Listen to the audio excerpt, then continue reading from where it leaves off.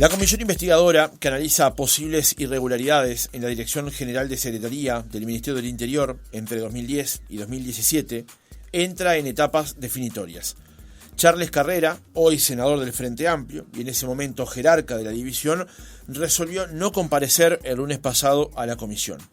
Recordemos que desde su creación el Frente Amplio decidió no participar de la misma. ¿Qué conclusiones se pueden sacar luego de meses de sesiones? ¿Cuál será el próximo paso? Para conversar de este y de varios temas, recibimos en nuestra entrevista central a Jorge Gandini, senador del Partido Nacional y líder de Por la Patria.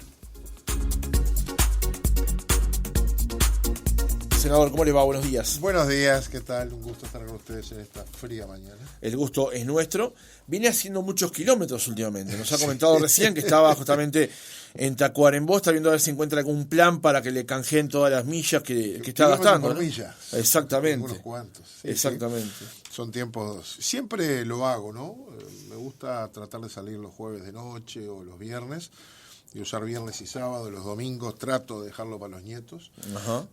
Pero trato de estar algunos días de la semana recorriendo, escuchando, dando información, discutiendo y debatiendo, visitando medios. Creo que es importante esa tarea para nosotros, más allá de los tiempos electorales. Pero ahora vienen los electorales y estamos preparando también esa etapa.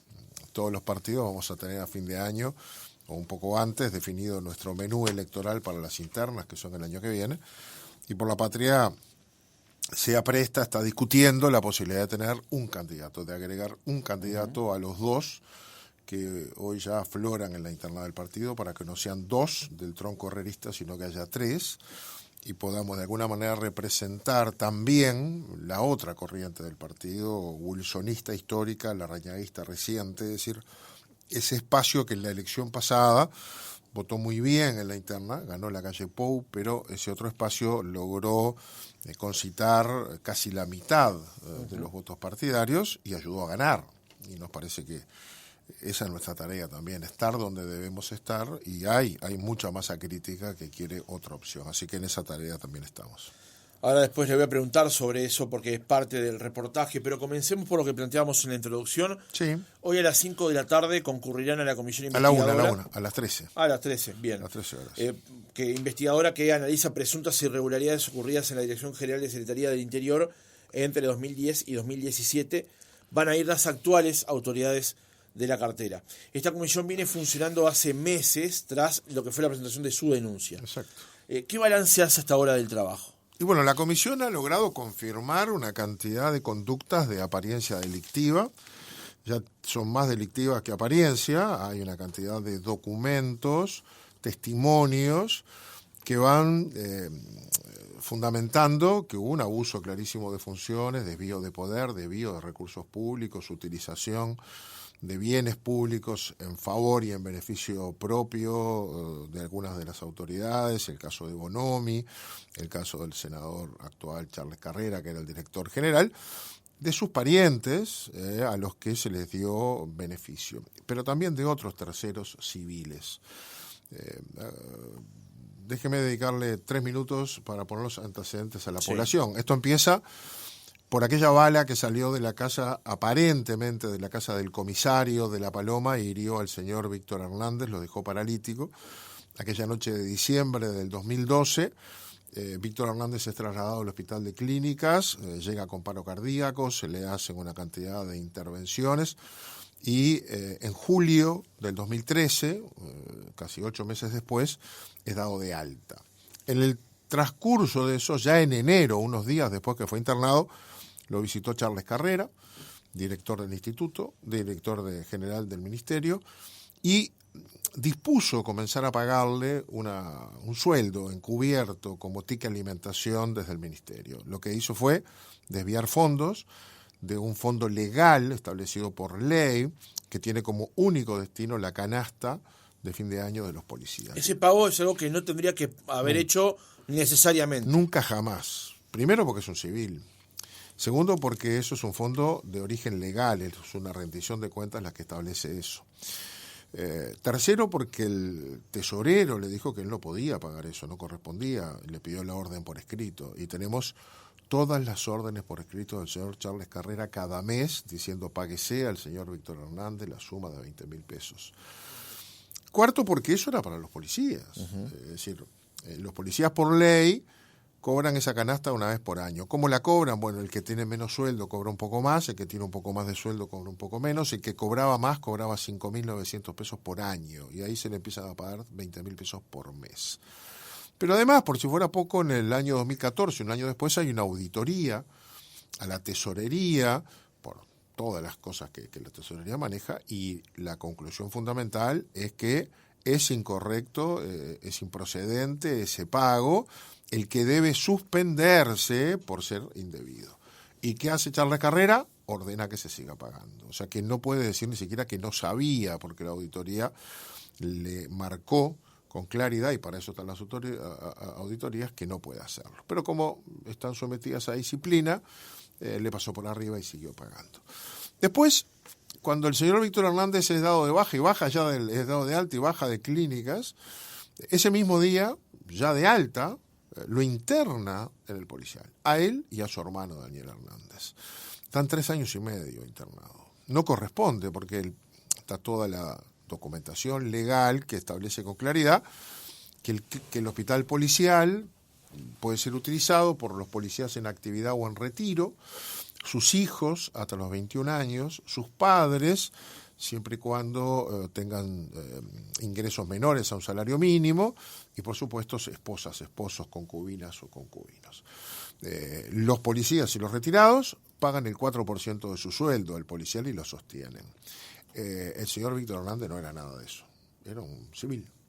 Él y su hermano, que como acompañante tuvo servicio de hotelería, digamos, estaba alojado allí, recibía el tratamiento de la habitación, la alimentación, etcétera. 3 años y medio. ¿Qué le hicieron? Chapa y pintura, nada. Es decir, él ya estaba dado de alta, alguna fisioterapia que podía haber sido ambulatoria, de paso lo operaron de una vista un mes, 2 meses después lo operaron de la otra, nada tenía que ver con la herida, qué sé yo, 3 años y medio.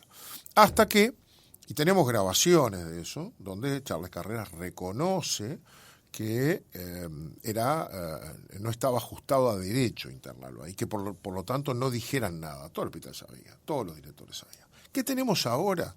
Declaraciones de los directores del hospital, que pasaron todos por la comisión, directores de aquellos tiempos, donde nos dice, el primero de ellos nos dice, era absolutamente ilegal internarlo allí, no era funcionario.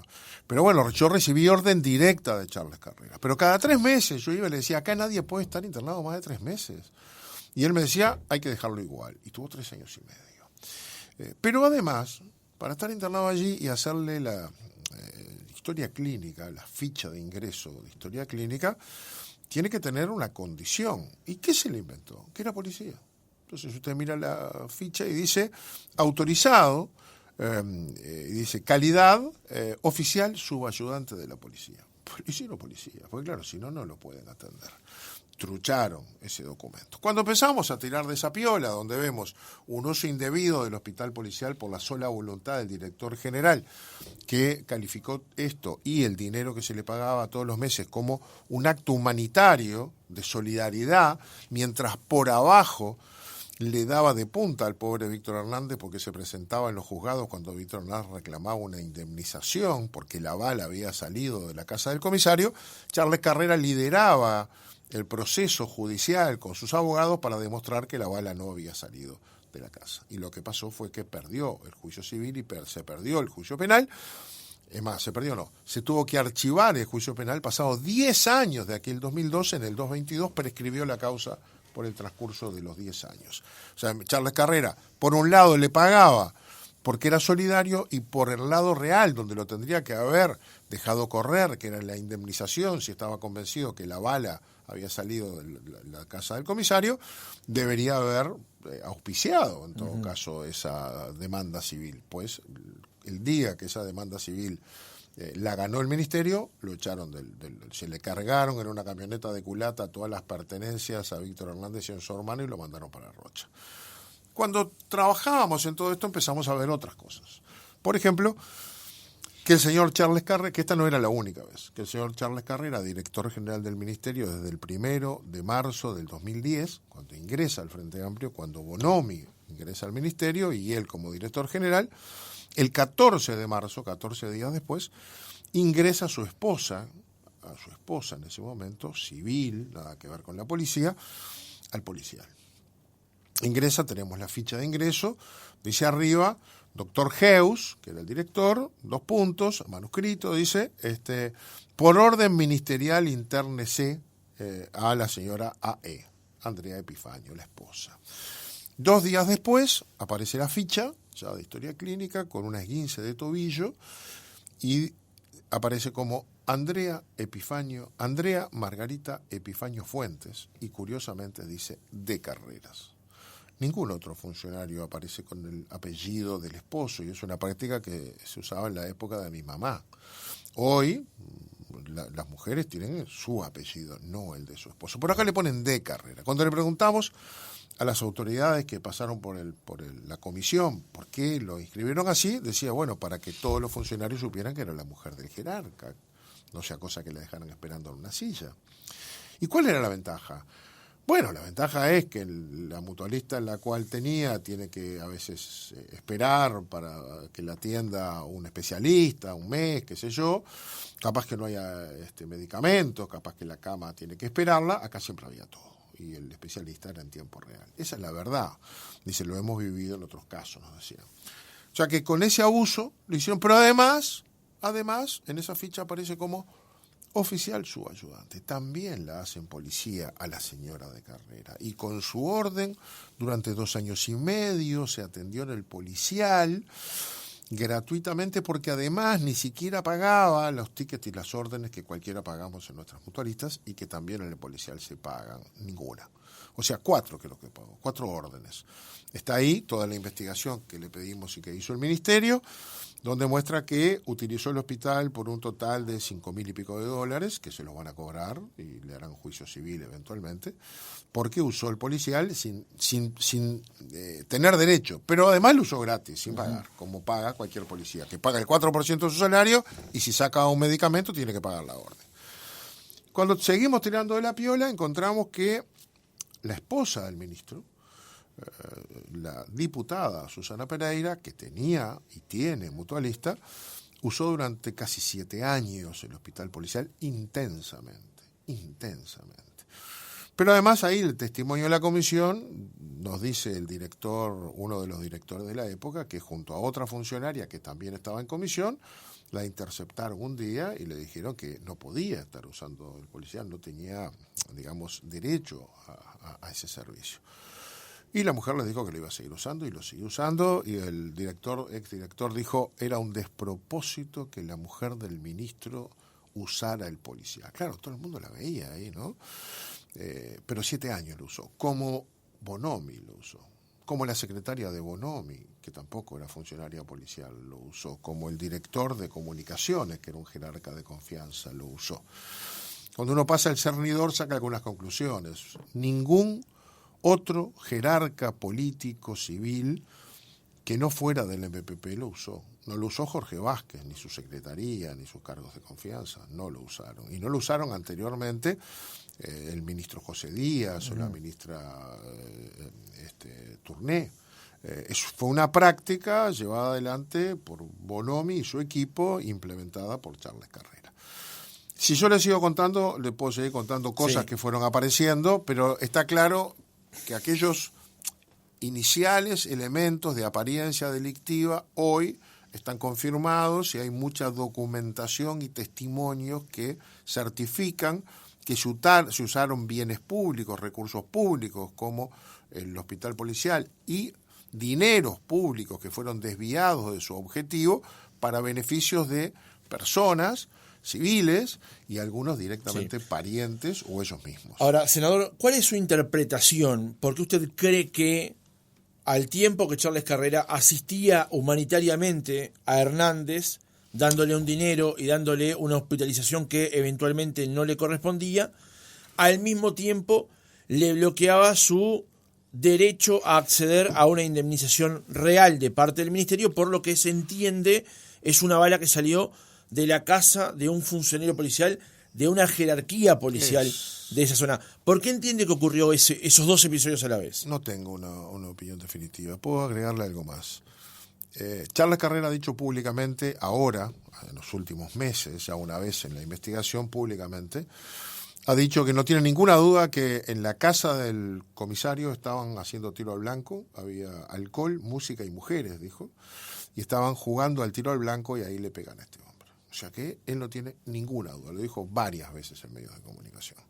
Sin embargo, en aquel momento hubo 7 peritos de la policía que actuaron en el caso del Ministerio del Interior, peritos forenses, que entendieron en su informe que no había elementos ni siquiera para establecer que la bala había salido de la casa, porque no podían establecerlo, había testigos y no podían establecer el punto, no había arma, acuérdense que desapareció un rifle calibre 22 que estaba en la comisaría, desapareció y el comisario nunca lo denunció.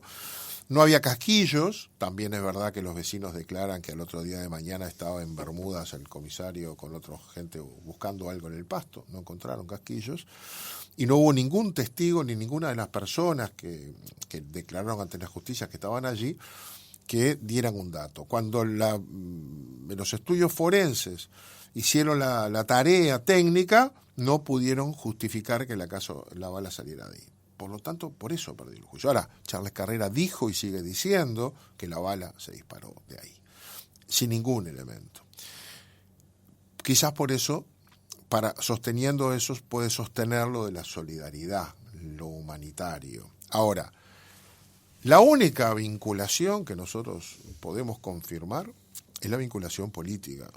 Víctor Hernández, su mamá, su hermano Daniel Hernández, eran militantes del MPP en Rocha, manejaban un comité. En la grabación hablan de las llaves del comité. Es decir, recordemos que hay una grabación de una reunión privada que el hermano de Víctor Hernández graba por las dudas, donde está él, la mamá, está Charles Carrera, está la directora de Asuntos Internos, está un abogado del ministerio que ahora está en comisión con Charles Carrera, y en esa grabación le dicen hay que mantener reserva, esto es ilegal. En esa grabación hablan del comité del MPP. Ahí Charles Carrera les dice que los va a ayudar, pero que no hablen más, que no los vean, etcétera, etcétera. Y la directora de Asuntos Internos y el abogado le dicen háganle un juicio al ministerio que nosotros le damos todo. Es más, el doctor Fiorio, que es esta persona que está en comisión, le dice nosotros le proporcionamos el abogado, yo le puedo sugerir y nombra un abogado. Es decir, todas estas cosas demuestran que había una confianza, una vinculación personal entre esto, pero no podemos ir más allá de eso. De eso no tenemos más elementos como para que la justicia pudiera actuar, aunque ya prescribió el tema. Pero tirando de esa punta empezamos a encontrar otros abusos y otros hechos, que si lo hubiera hecho alguien de este gobierno estaríamos fusilados en la plaza pública colgados, ¿no? Pero la justicia tiene este tema hace más de un año y yo creo que no le tomó declaraciones ni al portero, me parece, por ahora. Otra pregunta, senador, para ir cerrando este asunto, es que esta investigación que está llevando adelante la comisión en base a su denuncia habría probado irregularidades en el uso del hospital policial, de este funcionario y de otros. Tanto así que hubo 2 nacionalistas que tuvieron que renunciar por haber utilizado el hospital policial cuando no les correspondía. Y bueno, eso demuestra que no le correspondía. Porque Charles Carrera dice que sí. No tiene ningún papel para... Es más, dice que la orden la dio Bonomi, que está muerto. No le puedo preguntar a Bonomi si dio la orden. Y dice que sí, pero no pone ningún papel. Ahora, cuando Luis Calabria se enteró que él había hecho una consulta a un oftalmólogo que le dio una receta para un medicamento y ni siquiera la sacó del hospital, la fue a comprar en la farmacia, entiende que se equivocó, renuncia y después fue y pagó esa consulta. Y descubrimos, porque no nos lo dijo de entrada, a el director de... Sí, la situación de González fue muy distinta a la de Calabria. Totalmente, porque nos dijo otra cosa, a mí en persona me le mintió y recontraaseguró que nunca lo había autorizado, que era una maniobra contra él, etcétera, y yo puse la cara, lo defendí, y después nos dimos cuenta que era mentira. Esa es la verdad. O sea, le mintió en la cara. Sí, total. Está denunciado, por supuesto, renunció, pero por supuesto que el Ministerio además, tal como amplió denuncias penales contra estas personas que yo nombré, la esposa de Charles Carrera, la esposa de Bonomi, etcétera, etcétera, amplió denuncia penal sobre el caso de Santiago González. Uh-huh. Pero más allá del hecho, que es un apartamiento de la norma, la diferencia está en cómo reacciona un gobierno y cómo reacciona otro. Para nosotros está mal, y está mal si lo hace Charles Carrera, y está mal si lo hace Santiago González. Para ellos está mal si lo hace Santiago González, pero si lo hace Carrera, como es frentista y compañero, está bien. Y ahí es donde tenemos la diferencia. Y lo esperamos a Charles Carrera que viniera a la comisión a decirnos la cantidad de disparates y agravios que dicen las radios, que lo viniera a decir de frente, tenía que venir a la comisión y no vino. El lunes pasado justamente se había invitado al senador Carrera, que ocupaba el cargo de director de secretaría del ministerio, pero no fue, mandó una nota en la que dijo que esa comisión fue constituida con el fin de amedrentar y perseguir. Sí. Le amplío la pregunta justamente, senador, porque la pregunta es cómo califica el accionar del Frente Amplio en no participar de la comisión, del senador Carrera en no comparecer el lunes pasado y también la actitud de la diputada Pereira. A ver, nosotros nos asombramos cuando el Frente Amplio resolvió no participar de la comisión. Porque al Frente Amplio no le gusta que lo investiguen, obviamente. Y además, el resultado final es que Charles Carrera no tiene quien lo defienda. No hay nadie que vaya. Hay 3 sillas vacías, los lunes hay 3 sillas vacías, porque el Frente Amplio no va. Yo admito y entiendo que debe ser muy difícil levantar los documentos que están allí acusando a Carrera. Lo cierto es que ellos nos echan las culpas a nosotros y dicen que esta comisión no es legítima y no van. Pero la comisión pasó por un tamiz de consultas jurídicas y resultó ser pertinente. Pero además, el Frente Amplio, esto tiene un antecedente muy, muy cercano. El Frente Amplio le presentó denuncia penal al ex ministro de Turismo, Germán Cardoso, que renunció y ocupó su banca en diputados. Y además el Frente Amplio planteó la realización de una comisión investigadora. Es decir, que fíjese el parecido que tiene con este. Un ex jerarca del Poder Ejecutivo, igual que Charles Carrera, terminó siendo denunciado penalmente por la oposición, se formó una comisión investigadora, igual que con el caso Charles Carrera, la presentó el Frente, mientras la investigadora funcionaba, estaba denunciado en la justicia penal, las dos cosas al mismo tiempo, las dos por iniciativa del Frente, con la diferencia que Germán Cardoso fue a la comisión todas las veces que se le pidió y todos los legisladores de la coalición que les tocó participaron de la comisión. El Frente Amplio no lo hace, no le gusta que lo investiguen o no tiene rostro para ir a defender a Charles Carrera, porque si va acá, ¿para qué lo tiene que fusilar? Resultado, el Frente no está, Charles Carrera no va a medios de comunicación y habla mal de nosotros y dice que lo perseguimos porque él es una suerte de paladín de la justicia que está acusando al gobierno por el tema del contrato con Casonazzi y además porque lo espiaron y yo qué sé cuántas cosas pone. Lo cual no tiene nada que ver. Es mentira. Pero aún si fuera así, ¿por qué no viene y nos responde por qué a su mujer le dio el privilegio de atenderse gratis? Podría decir, mire, todo esto lo hacen para perseguirme, pero les voy a mostrar que yo no obré en beneficio propio para mi bolsillo y que mi mujer se beneficiara y yo no tuviera que gastar o ella tampoco. Tendría que venir a decírnoslo.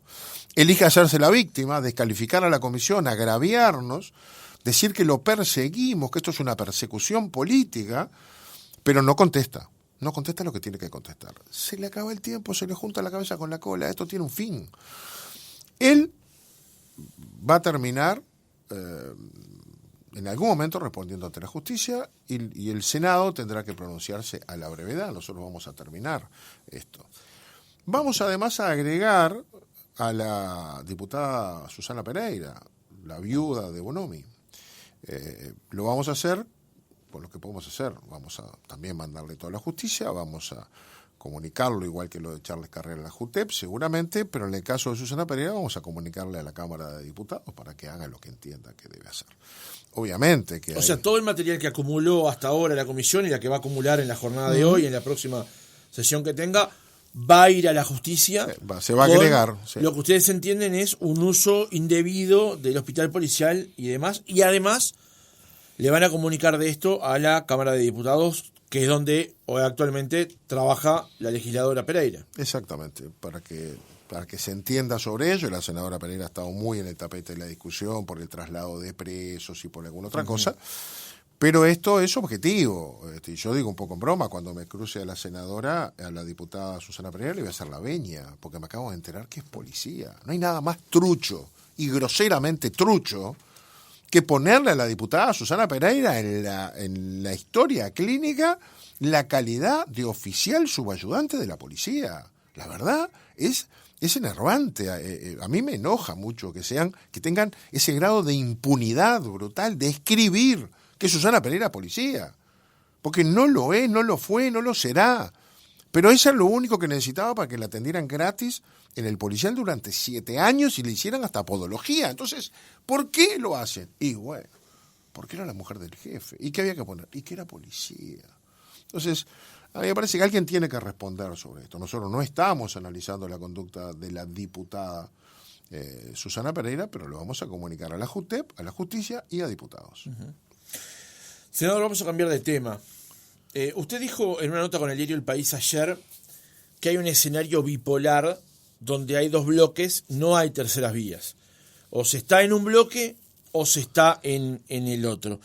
¿Cree que Cabildo Abierto comprende esa dinámica? Se lo planteo por lo que ocurrió días pasados con la interpelación al ministro Heber. Con el resultado de esa interpelación, la moción que presentó Cabildo Abierto, el uso que hizo el Frente Amplio justamente de esa moción y cuál fue el resultado de que el ministro saliera de esa sesión sin el respaldo de la coalición de gobierno. ¿Cabildo Abierto comprende que se está en un bloque o en el otro, que no hay espacio para una tercera vía, digamos? Primero el fundamento a mi afirmación. Veníamos de un país hace unas décadas atrás, claramente bipartidario. Del 71 para adelante, dictadura en el medio, se fue instalando un sistema tripartidario, tanto que en el 94 hubo un triple empate entre el Partido Colorado, el Partido Nacional y el Frente Amplio. Hubo un total de 30.000 votos de diferencia, triple empate, ganó el Partido Colorado, Frente Amplio tercero a 30.000 votos. En el 96 es la reforma constitucional, se aplica en el 99 por primera vez, donde viene el balotaje.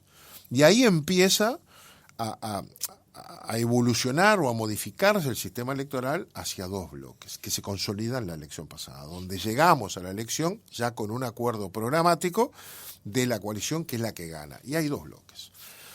En segundo lugar, ¿cómo funcionan esos 2 bloques? Yo se le voy a poner el número. Somos 31 senadores. El Frente Amplio tiene 13, necesita 16 para tener mayoría. Tiene 13. La coalición tiene 18, es mayoría, pero Cabildo tiene 3. Si Cabildo resuelve no votar con la coalición, no hay vuelta. El Frente vota con Cabildo. Supongamos que es sí o no. Se va a aprobar la ley tal o cual.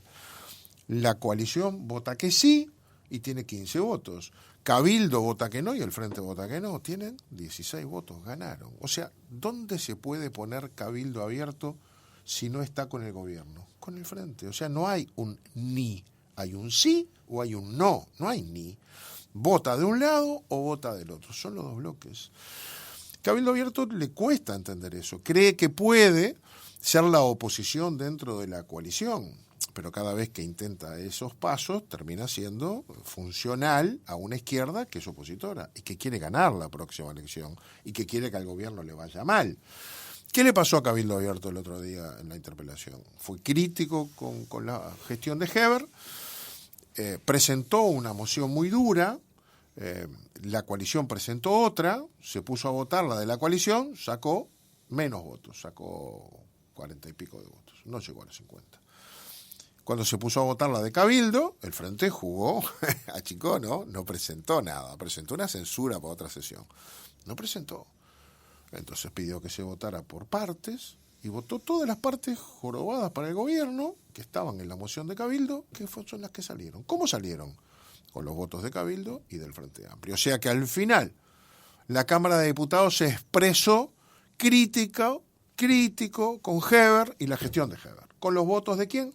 Del Frente y de Cabildo. Difícil de explicar para el electorado Cabildo. Ahora, 5 días después, la Cámara se vuelve a reunir para tratar la moción de censura del Frente Amplio. La censura se rige por el 147 de la Constitución y termina en una de dos cosas.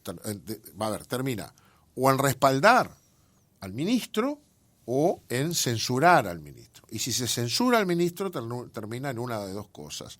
El ministro se tiene que ir obligatoriamente o el presidente de la República disuelve las cámaras, lo respalda, disuelve las cámaras y convoca elecciones parlamentarias. Eso no pasó nunca.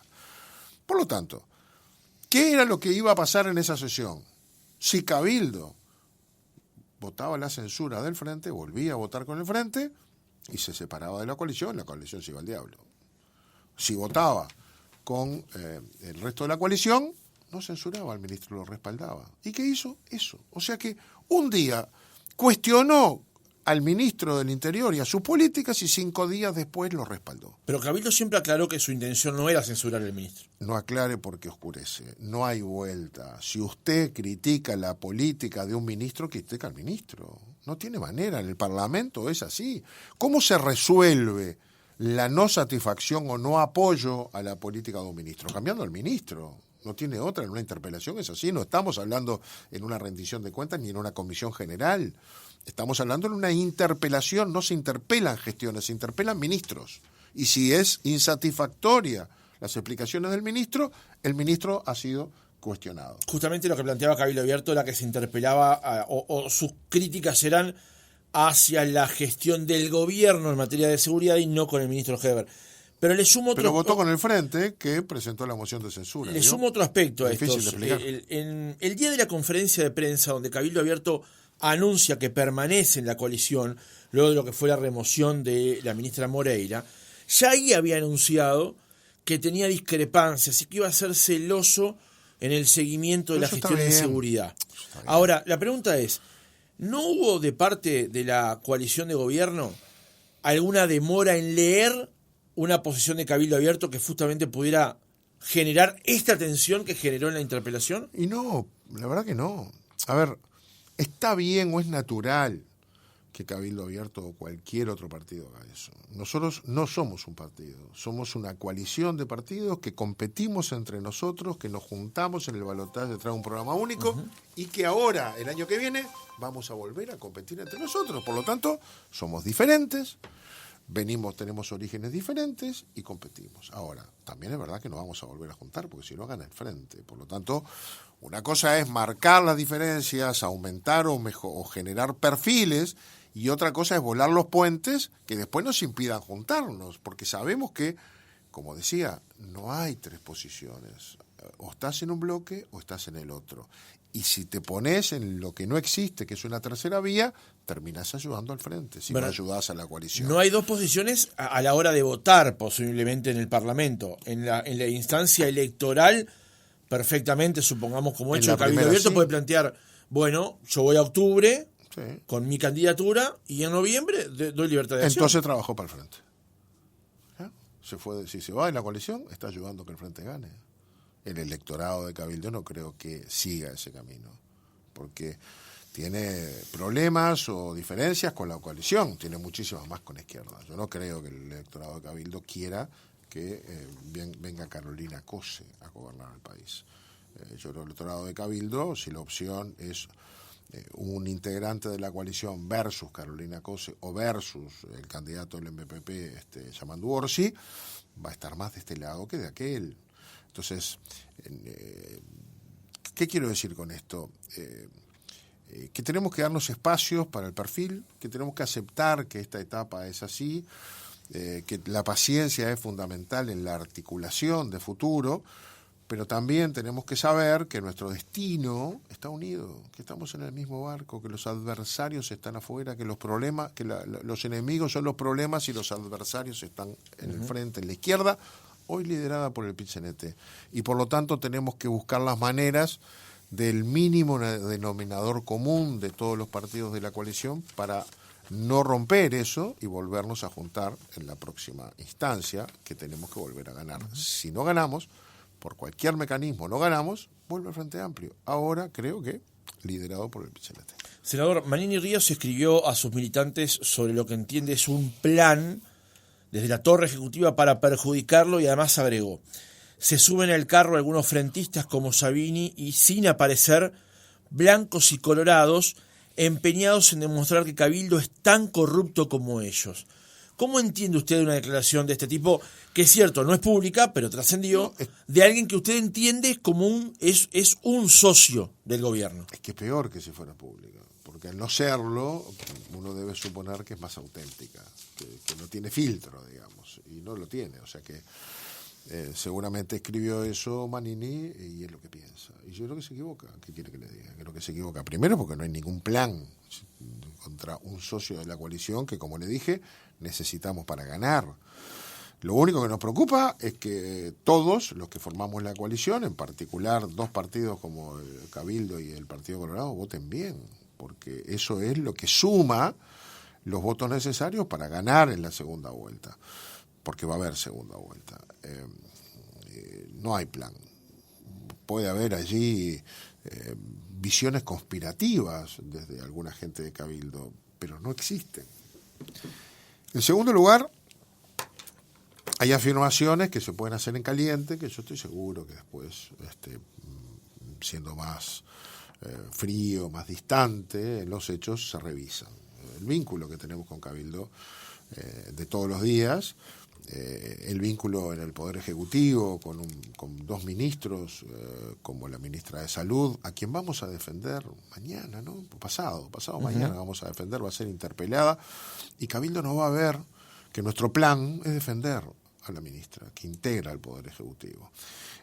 O al ministro Lozano, a quien conocemos muy bien del Senado y con el que siempre hemos tenido una excelente relación, fue el coordinador siempre de Cabildo Abierto, y la verdad que tenemos muy buen trato y muchas coincidencias, y en el Poder Ejecutivo también lo hace. O sea que, y de hecho asumió un ministerio que fue cuestionado, y él mismo está revisando algunas decisiones que se tomaron en la administración, en el ministerio anterior. Yo creo que los hechos demuestran que esas cosas no pasan, pero a veces el enojo no es buen socio y hace que se digan cosas que en frío no se dirían. Para cerrar este tema, da la impresión que la relación con Cabildo Abierto cambió a partir de lo que fue la destitución de la ministra Moreira, que antes había habido discusiones por el presupuesto, por la reforma de la seguridad social, que tensaron la cuerda, es cierto, pero como usted dijo, dentro de lo normal que significa que partidos políticos distintos se pongan de acuerdo dentro de una coalición. Parece que ese cambio, el de la salida de Moreira, generó unas tensiones que no estaban previstas, digamos. ¿Al presidente de la República le quedaba otro espacio que no fuese destituir a la ministra, dado las informaciones que trascendieron? ¿Y cuáles? Porque era evidente que la ministra iba a ser interpelada. ¿Y qué hacíamos? ¿La defendíamos ahí? ¿O dejábamos que el Frente Amplio se llevara la victoria y nosotros defendíamos lo indefendible? O sea, ¿era indefendible la posición de la ministra? Bueno, yo creo que sí. Yo creo que el presidente actuó bien, la ministra se equivocó y, bueno, tomó ese camino como lo tomó en su momento Adrián Peña. No tenía título. ¿Y qué va a hacer? Después lo que hicimos con Sendik era obvio. Como lo tomó Cardoso en su momento. Pero en este caso era la esposa del líder del otro partido. Está bien, el parentesco no puede intervenir en las decisiones políticas. Usted no puede decir, esto está mal, pero como le toca un pariente, no puedo, me tengo que callar la boca. ¿Y cómo sigue después? Yo creo que el presidente nos evitó un gran problema institucional, un gran debate, y puso las cosas en su lugar. Sin cuestionar, sin ir más allá de una decisión, de decir, bueno, tiene que dar un paso al costado. Cabildo Abierto reflexionó mucho sobre eso, hubo mucha tensión, hizo un comunicado, una conferencia de prensa, sobre la cual hubo muchas expectativas de si se iban o se quedaban. Es más, ese comunicado, cuando uno lo iba escuchando, iba haciendo la apuesta de que se iban. El punto 1, se van. Punto 2, se van. Punto 3, se van. Punto 4, se van. Punto 7, se quedan. Sí, fue así, porque se metió en esa calle sin salida, Cabildo Abierto. ¿Por qué? Porque no puede ir contra la coalición como no podemos ir ninguno de nosotros, porque es bipolar, porque terminamos alineados del otro lado. Entonces, el esfuerzo todos lo tenemos que poner por mejorar la coalición, por tratar de que las cosas funcionen mejor, por plantear cómo se deben plantear las diferencias, y hacerlo sabiendo que cada cosa que uno hace puede ser aprovechada por el adversario, que nos quiere ganar la próxima elección. Senador, cambiando nuevamente de tema, usted hace un tiempo dijo que comenzaba una gira por todo el país para escuchar y saber con cuántos soldados contaba para esa batalla. Eso fue en el mes de abril. Uh-huh. Esa batalla eventualmente era una precandidatura o una expresión electoral de un sector wilsonista que hoy no estuviese reflejado justamente en las opciones que están sobre la mesa, que son Delgado y Laura Raffo. ¿Ya sabe con cuántos soldados cuenta? ¿Qué ha escuchado en esas recorridas? A ver, nosotros necesitamos tomar la decisión de una candidatura si estamos convencidos que esta viene desde el pie, de abajo para arriba, porque no tenemos quien nos designe. Partimos de la base que estamos solos en relación al apoyo de los grandes movimientos del partido. Eso no viene para este lado. El fogoncito de la torre ejecutiva tiene un calor interesante, atractivo, arrima, y los compañeros que deberíamos habernos organizado para plantear una candidatura alternativa potente, no lo pudimos hacer. Es decir, hoy no tenemos el reflejo de la interna del 2019, que fue la pasada. En el 2019 la calle Pou venía de ganar la interna del 2014, perdió con Vázquez, pero había hecho una muy buena interna, la positiva, el TIC, todo aquello. Trabajó los 5 años muy bien, formó bruto equipo, la verdad que hizo un muy buen trabajo, llegó la interna del 2019 y la ganó. Y la ganó con solvencia, con respaldo. Pero también es verdad que en esa interna la ganó con el 52% de los votos blancos. El 48% no votó a quien después terminara siendo presidente de la República. Votó a alguno de los otros 3 candidatos, Larrañaga, Sartori o Antía. Ninguno de esos 3 va a estar. Y uno de esos 3, Larrañaga, además, más allá de su peso electoral, era el otro líder natural del partido. Larrañaga no va a estar, líder natural. La calle Pou no va a estar, líder natural consolidado. Todos se arriman para allá, porque aquel grupo que se llamaba Todos hacia Adelante, que respaldó a Luis, ahora se transformó en algunos y algunos. Algunos de esos van apoyando a Álvaro Delgado, que está más cercano a la torre ejecutiva, y otros de esos van apoyando a Laura Raffo, más cercana al herrerismo tradicional, al de la calle Herrera, Heber, etc. Pero vienen del mismo tronco, de herrerista histórico y del grupo mayoritario del partido. Nosotros entendemos que hay que dar otra opción, que es riesgoso hasta electoralmente para el partido dejar ese lugar bollando y abierto para que se nos meta el Frente Amplio ahí y nos saque un poquito, porque con un poquito perdemos. Ganamos la elección pasada por una nariz, por 32.000 votos, que en un escenario bipolar son 16, ¿no? Si de los 32.000 de un lado hay 16.000 que pasan para el otro, no hay chance, pasan para el otro o para ningún otro lado, ya te ganan o te empatan.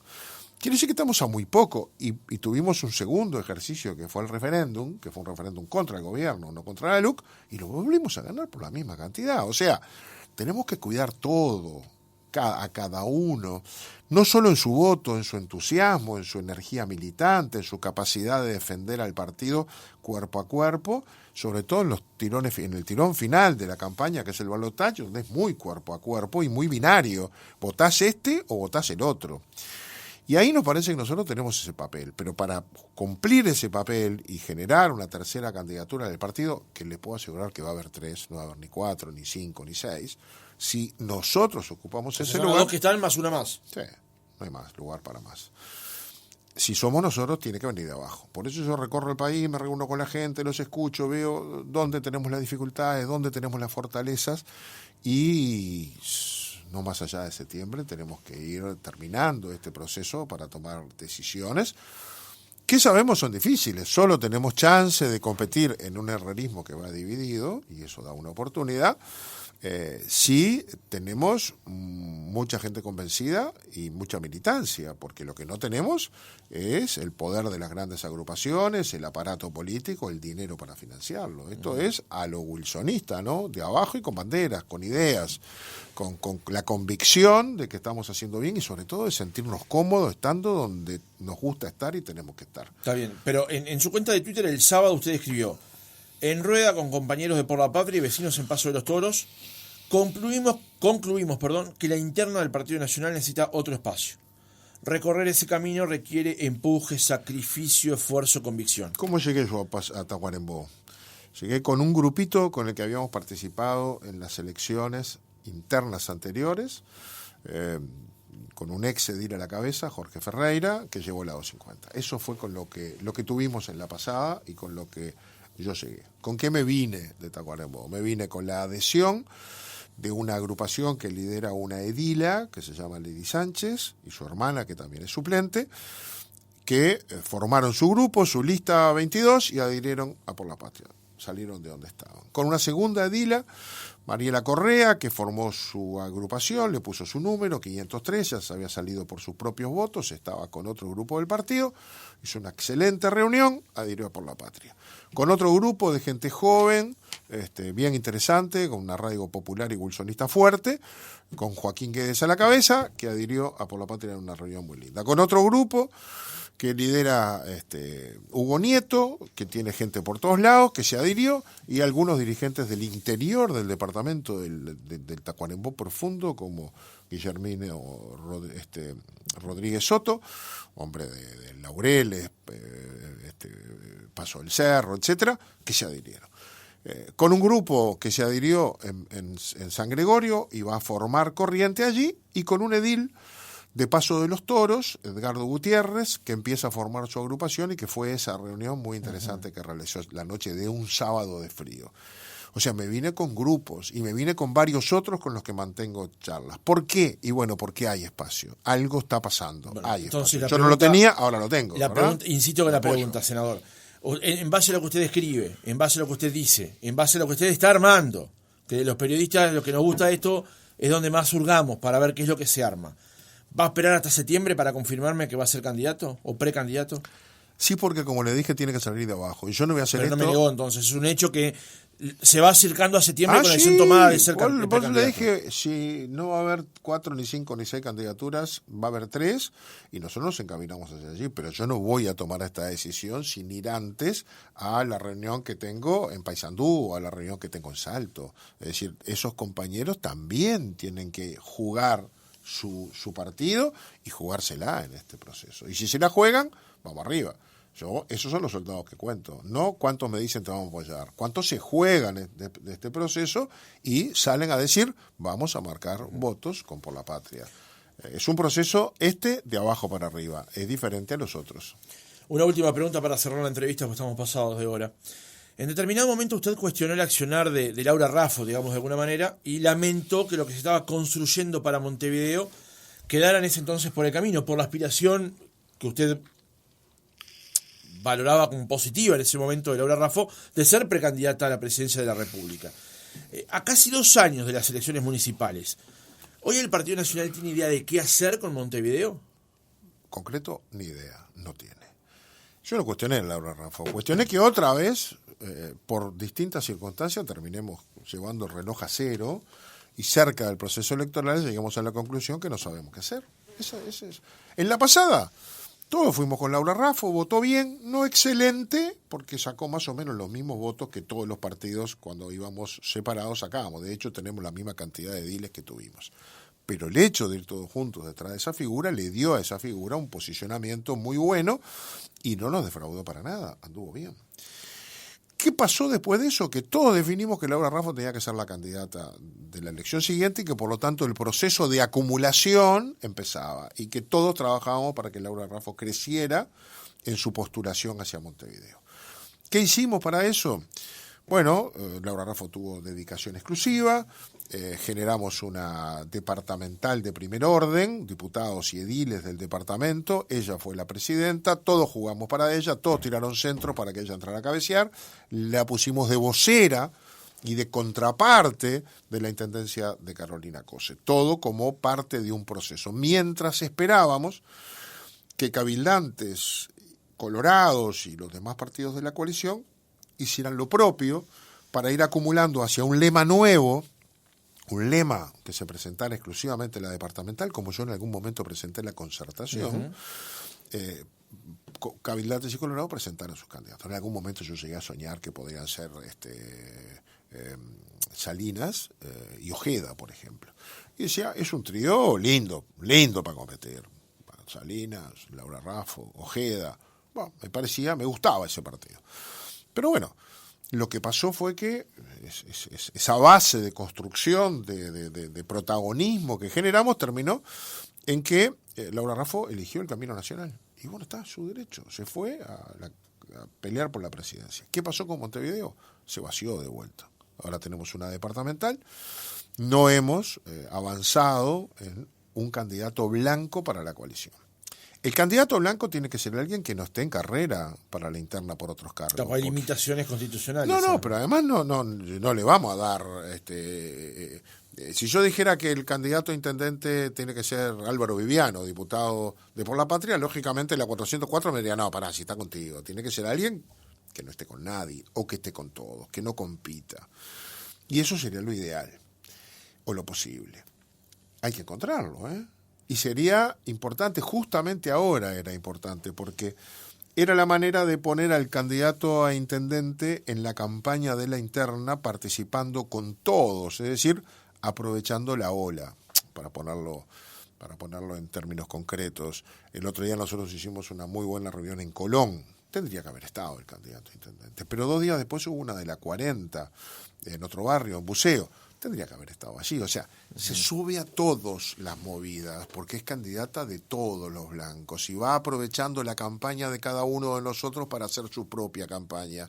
Y si Gandini en esa reunión de Colón habla de los deudores del banco hipotecario, el candidato a intendente va a hablar de la limpieza, de la iluminación, del corredor Garzón en Colón. Es decir, le vamos dando un espacio. Ahora, claro, eso no lo tiene, no está. Y llama la atención que el Partido Nacional, que obtuvo el 30% de los votos en la elección de octubre del 2019, que es gobierno junto con una cantidad de socios en el Poder Ejecutivo, hoy no tenga un plan para recuperar o eventualmente votar mejor en Montevideo, que es gobernada desde el año 1990 por el Frente Amplio. Y que además todas las veces que hicimos lo contrario nos fue horrible. A ver, ¿qué es lo que decimos nosotros? Si no resolvemos en los próximos 2 meses quién es el candidato, septiembre, octubre, a reventar, cuando ya se definan los candidatos a la interna partidaria, nos agarra el túnel de viento de las elecciones nacionales y no hay más ni cabeza, ni tiempo, ni energía para el tema departamental. No vamos a tener. ¿Hasta cuándo? Y hasta diciembre del 2025, o sea, hasta un día después de las elecciones nacionales. Ese día, ¿qué dato vamos a tener? Vamos a tener el dato de si ganamos o si perdimos. Si perdimos. Es un triunfo ponerse a pensar en Montevideo. ¿Por qué perdimos? Está todo el mundo cabizbajo pagando cheques de cuentas malas. Si ganamos, andamos con un entusiasmo bárbaro, concentrados en formar gobierno, porque hay que pensar en cómo vamos a pararnos en la cancha y quién va a ser ministro. No solo pensar, entrar, digamos, la lógica competencia por algunos espacios de poder. Y siempre la candidatura para Montevideo queda para atrás. Y la terminamos resolviendo en febrero, unos días antes que termine, y al pobre que ponemos o a la pobre que ponemos lo condenamos a que cargue esa cruz, sabiendo cuál es el resultado. Y le regalamos al frente que siga alimentando o construyendo su fortaleza en la capital del país, donde votan 1 millón de personas. Ese es un regalo maravilloso. Yo creo que es un tema que tenemos que resolver ahora. Yo alguna idea tengo, pero bueno, no hay un ámbito donde plantearla. Yo tengo un par de nombres en la cabeza. No me lo va a decir ahora si se lo pregunto, ¿no? No, es peor. Estoy en esa etapa, ¿se acuerdan cuando éramos niños? Decíamos, ella es mi novia, pero todavía no sabe. Claro. Bueno, estoy en esa etapa. Yo tengo un par de nombres. Está enamorado de esa candidatura, pero ellos no lo saben. Ellos lo saben. Bien. Jorge Gandini, senador del Partido Nacional, líder de Por la Patria. Gracias por haber estado otra mañana con nosotros. Ha sido un gusto compartir con ustedes.